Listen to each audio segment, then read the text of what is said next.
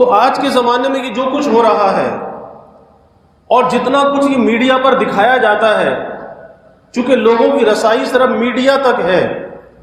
تو اس کو دیکھ کر وہ سمجھتے ہیں کہ بس صرف کرنے کا کام تو یہی ہے کہ سارے سال کے اندر جب یہ دن آئیں تو کہیں پہ لائٹیں لگا لو، کہیں پہ جلوس نکالو، کہیں پہ سبیل لگا لو، اور پھر خرافات بڑھتی چلی جا رہی ہیں، اور پھر سمجھتے ہیں کہ ہم نے بس اپنے نبی کا حق ادا کر دیا، اب سارا سال جو چاہے کرو، سارا سال جھوٹ بولو، رشوت لو، سود کھاؤ، لوگوں کو دھوکہ دو، کچھ بھی کرو سارا سال، بس ہم نے 12 ربیع الاول منا لیا، اب اس کے بعد ہمیں کچھ کرنے کی ضرورت نہیں۔ یہی تو وہ دھوکہ ہے کہ جس کے ذریعے سے اسلام کے چہرے کو مسخ کیا جا رہا ہے، اور ایک غلط تصویر رسول اللہ صلی اللہ علیہ وسلم کی حیات طیبہ کی پیش کی جا رہی ہے۔ حالانکہ ان باتوں کا دین سے، شریعت سے کوئی تعلق نہیں، دور کا تعلق بھی نہیں۔ جو کچھ ہمیں نظر آ رہا ہے یہ بالکل ہٹ کر ہے۔ اور میں جمعے سے قبل بھی یہ بات عرض کر رہا تھا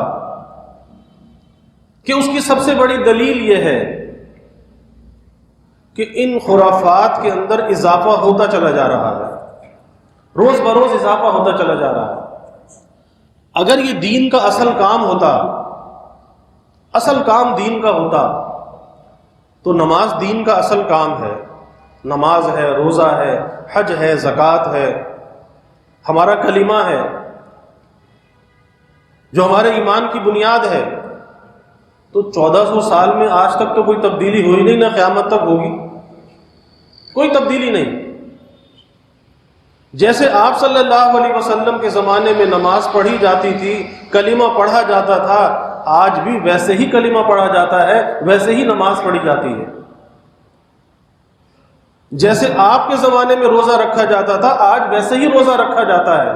وہی زکوٰۃ کا نصاب آج بھی ہے، اور جیسے آپ نے حج کیا، آج بھی حج ویسے ہی کیا جاتا ہے، کوئی تبدیلی اس کے اندر واقع نہیں ہوئی۔ اور جب آدمی دین کے ان فرائض اور واجبات کو ادا کر لیتا ہے تو کبھی اس کے دل میں اس بات کا خیال نہیں آتا کہ چلو فجر کی 2 رکعت نماز پڑھی ہے، آج جمعے میں 2 رکعت فرض پڑھے ہیں تو ثواب کا کام ہے، آج 4 رکعت پڑھ لیتے ہیں۔ کبھی خیال نہیں آتا، دل مطمئن ہو جاتا ہے کہ ہاں بس اتنا ہی بتایا گیا ہے، آگے اللہ قبول کرے گا، جیسے بھی ٹوٹا پھوٹا عمل کیا اللہ اسے قبول کرنے والا ہے، اور اللہ ضرور قبول کرتا ہے، مایوسی کی کوئی بات نہیں، کیونکہ دین کا اصل کام ہے، شریعت کے اصل کام ہے،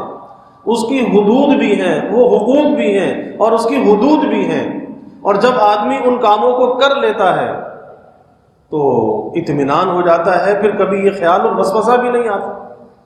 لیکن چونکہ یہ چیزیں دین کے اصل کام نہیں ہیں، ان کا دین سے دور کا بھی تعلق نہیں ہے، جسے ثواب سمجھ کر کیا جاتا ہے، ثواب سمجھ کر، اور اگر کوئی وہ کام نہ کرے اس پہ نکیر بھی کی جاتی ہے۔ اب اس میں اضافہ ہوتا چلا جا رہا ہے کہ آج جو کچھ ہو رہا ہے، کہ آج سے 5 سال پہلے ایسا تھا، کہ آج سے 10 سال پہلے ایسا تھا،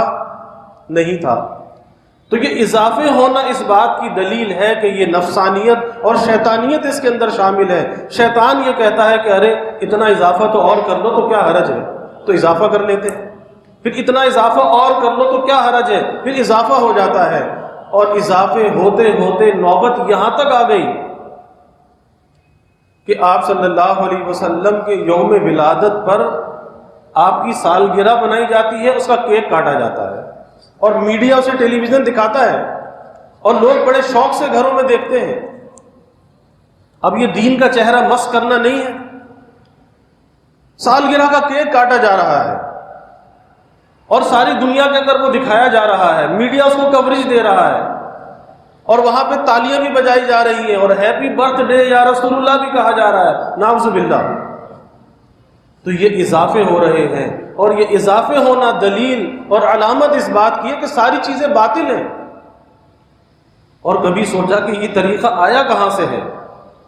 مسلمانوں کا تو یہ طریقہ نہیں، اسلام تو برسی اور سالگرہ کی نفی کرتا ہے،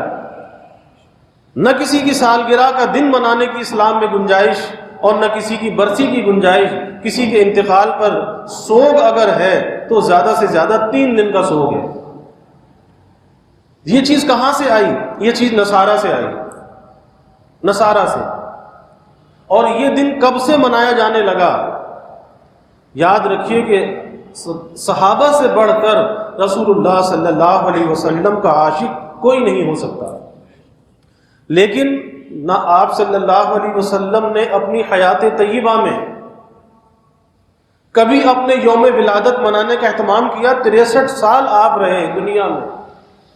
اور آپ کی نبوت کے بعد 13 سال گزرے، 13 سال ایسے آئے، لیکن آپ نے کبھی اپنے یوم ولادت کا اہتمام نہیں فرمایا۔ اگر جو ثواب کا کام ہوتا تو آپ سے بڑھ کر امت کا خیر خواہ کون ہو سکتا ہے؟ اتنی بڑی فضیلت کی چیز کو آپ امت سے چھپا دیتے،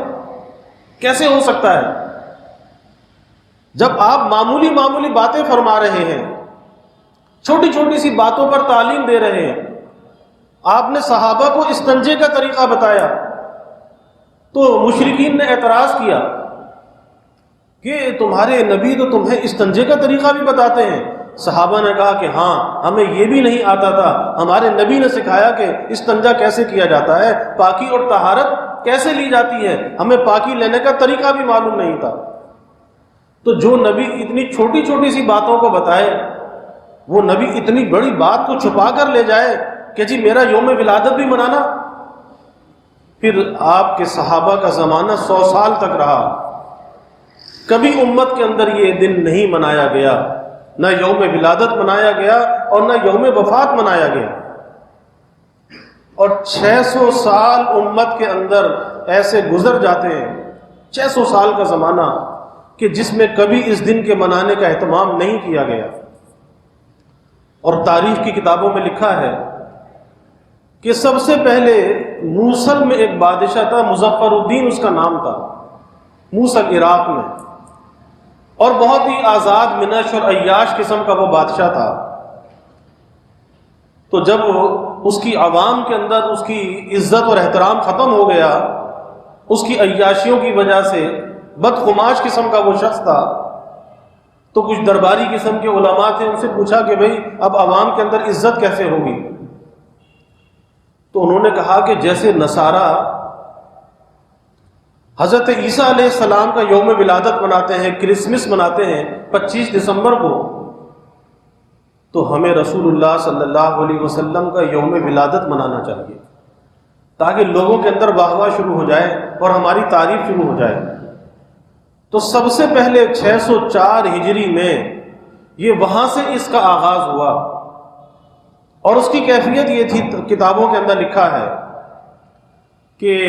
سرکاری خزانے کے لاکھوں روپے خرچ کر کے اس زمانے میں وہ یوم ولادت کا اہتمام کرتا تھا، محفل سجاتا تھا، اور رات کو اسی جگہ پر ناچ گانے کی محفل بھی کرتا تھا۔ یہ کیفیت تھی، اور پھر اس کے بعد یہ چیز وہاں سے چلی، اور اس کے بعد یہ سارے اضافے ہوتے چلے گئے۔ تو وہی بات یہ ہے کہ ہمارے لیے اصل چیز کیا ہے، کیونکہ اس کے جو تغیرات ہیں، تبدیلیاں ہیں، یہ اس چیز کو بتا رہا ہے کہ یہ چیز حقیقت نہیں ہے، حقیقت کچھ اور ہے۔ لیکن انسان کو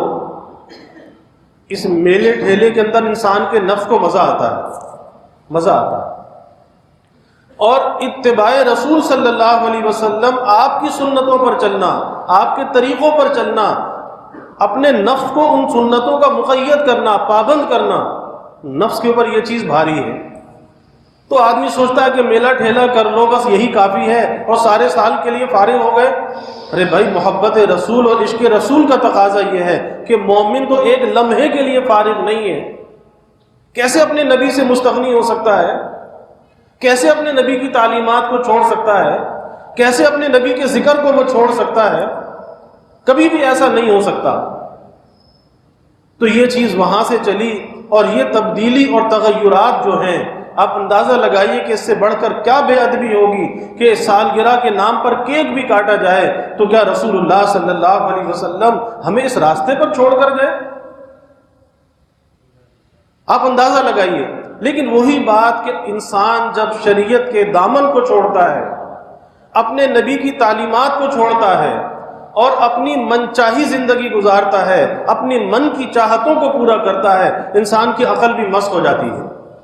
اور یہ عقل کے مسخ ہونے کی علامت ہے۔ اور میڈیا ان چیزوں کو لوگوں کے سامنے پیش کرتا ہے اور لوگ سمجھتے ہیں کہ شاید یہی محبت رسول اور عشق رسول کا اظہار ہے۔ یہ چیز کیک کاٹنا، سالگرہ کا منانا، یہ نصارہ سے مسلمانوں میں منتقل ہوئی، اور اللہ کے حبیب صلی اللہ علیہ وسلم نے کیا فرمایا؟ من تشبہ بقوم فہو منہم، کہ جو جس قوم کی تشبہ اختیار کرے، آپ نے فرمایا کہ وہ انہی میں سے ہے۔